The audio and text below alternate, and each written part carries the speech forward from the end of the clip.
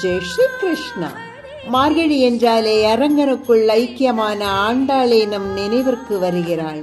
ஸ்ரீவில்லிபுதூரையே பிருந்தாவனமாக பாவித்த கோதை தன்னை கோபிகையாக எண்ணிக்கொண்டு அரங்கனை மணவாளனாக அடைய வேண்டும் என்று காத்தாயினி தேவியை துதித்து மார்கழி 30 நாளும் திருப்பாவை பாசுரங்களை பாடி நோன்பிருக்கிறாள்.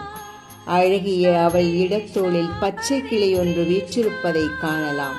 கண்ணனை மணக்க விரும்புவதை சொன்னால் சுற்றத்தாரெல்லாம் பிச்சி என்று பழிக்க சொன்னதை சொல்லும் கிளிப்பிள்ளையாம் அக்கிளியையே எம்பெருமானிடம் தூதாக அனுப்பினாள். தன் திருமணத்திற்கு துணை செய்த அக்கிளியை தன் இடத்தோளில் அமர்த்தி மரியாதை செய்தாள்.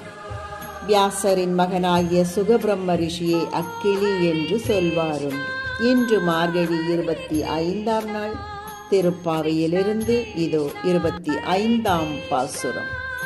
ஒருத்தி மகனாய் பிறந்து ஓரிரவில் ஒருத்தி மகனாய் ஒளித்து வளர தருக்கிலானாகித்தான் தீங்கு நினைந்த கருத்தை பிழைப்பித்து கஞ்சன் வயிற்றில் நெருப்பென்ன நின்ற நெடுமாலே முன்னை அறுத்தித்து வந்தோம் பறைதருகியாகில் திருத்தக்க செல்வமும் சேவகமும் யாம் பாடி வருத்தமும் தீர்ந்து மகிழ்ந்தேலோரெம்பாவாய்.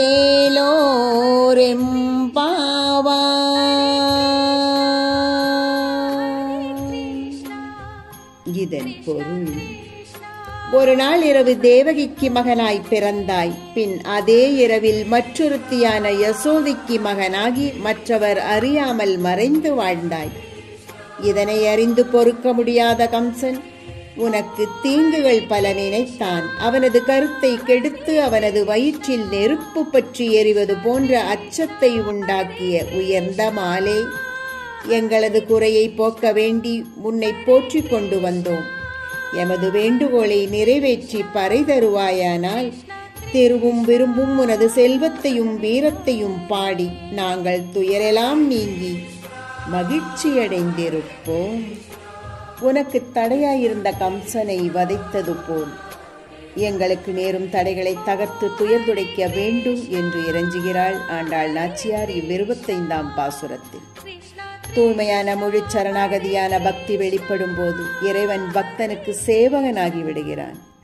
ரணியகசிபு பிரகலாதனிடம் உன் நாராயணன் எங்கே இருக்கிறான் என்று கேட்டபோது பெருமாளுக்கு பாதாதி கேசமும் நடுங்கி இருக்க வேண்டும்.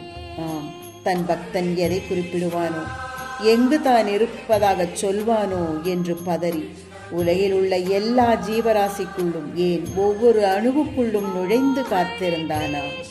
பிரகலாதன் தூணை காட்டி இங்கு இருக்கிறான் என்று சொன்னதும் நரசிம்மமாய் வெளிப்பட்டான். தன்னிடம் பக்தி கொண்ட பாண்டவர்களுக்காக அமாவாசை நேரத்தையே மாற்றிய தயாளன் தூய நம் பக்திக்கு தலைவணங்கி நம் எண்ணத்தை நிறைவேற்றுவான் என்பதை உணர்வோமாக. சர்வம் கிருஷ்ணார்ப்பணம்.